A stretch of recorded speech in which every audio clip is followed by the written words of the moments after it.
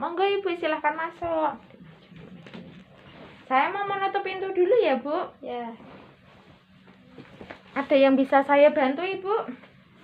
Mau memeriksakan perkembangan anak saya kurang. Oh ya, baik. Saya boleh pinjam buku KIA-nya? Oh ya, saya lihat dulu ya, Bu. Ya. Oh iya, ini memang benar ya. Baik, di sini saya akan menjelaskan tentang autis ya, Bu. Untuk sebelumnya, apakah Ibu sudah tahu tentang apa masalah deteksi autis itu? Belum ya? Belum. Baik, di sini saya akan menjelaskan tujuannya adalah untuk mendeteksi secara dini adanya autis pada anak umur 18 bulan sampai 36 bulan. Ini anak Ibu umurnya 1,5 tahun ya? Ya.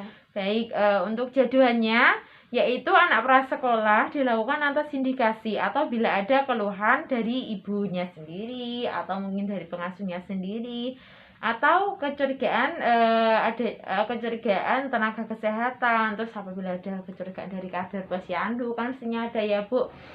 Bisa apabila ada guru TK atau apa, ini kan anak Ibu kan 1,5 tahun, jadi adanya kecurigaan terhadap dari ibunya ya, Bu. Ya.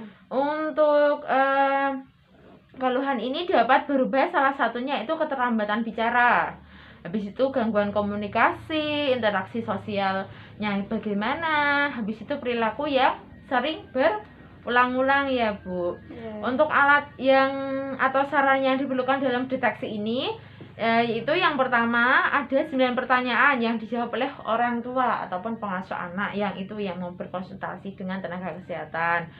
Untuk yang kedua ini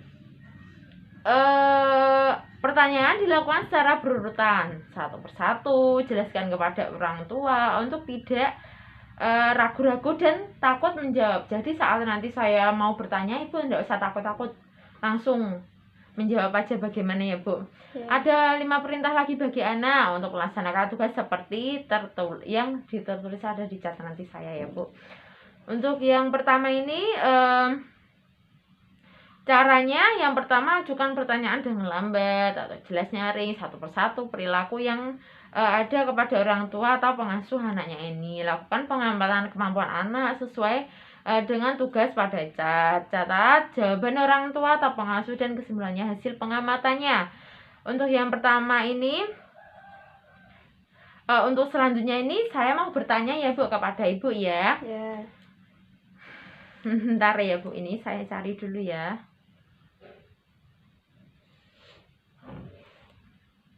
Untuk yang pertama ini, apakah anak, maaf Ibu ya.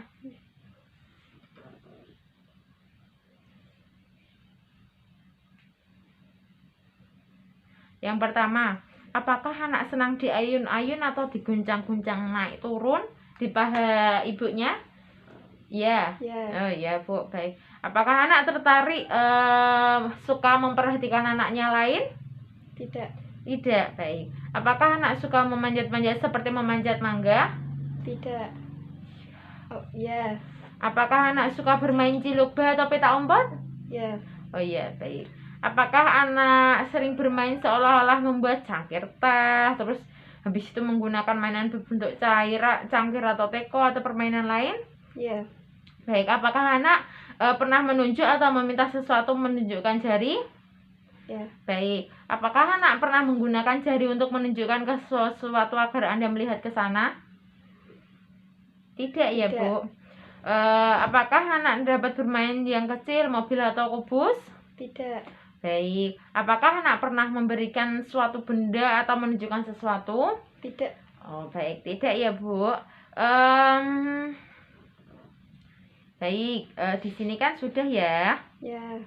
Ini dari hasil pengamatan dari saya bahwa anak Ibu ini memang ada gangguan sedikit tentang autis ya, Bu. Tapi tidak apa-apa.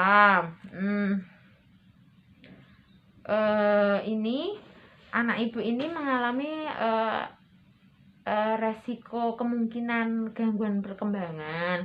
Tapi ini nanti bisa dilatih, Bu, dengan sedikit-sedikit. Habis itu tuh bila anak ini menderita resiko autis, kemungkinan ada perkembangan. Nah, ini nanti saya akan rujuk ke fasilitas kesehatan yang lebih tinggi. Itu ada di sana di rumah sakit nanti ya Bu, saya rujuknya ya Bu. Ya. Apakah di sini ada yang ditanyakan lagi Bu? Tidak. Baik, kalau tidak, ini saya dokumentasikan dulu. Saya buat surat rujukan dulu. Nanti bisa langsung habis ini langsung ke rumah sakit saja, tidak apa-apa Ibu. Ya. Baik, sampai di sini tidak ada yang ditanyakan lagi Bu. Tidak. Baik, kalau tidak saya terima kasih ya Bu atas waktu kerjasamanya ya Bu. Terima kasih Ya. Bu.